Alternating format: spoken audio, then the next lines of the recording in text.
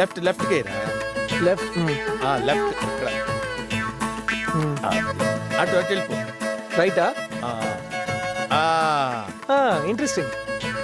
Left right రెండు combine చేయి. కలిపేనా? ఆ రెండు కలుపు బాగుంటుంది. ఓకే. Very nice. థ్యాంక్స్ అండి.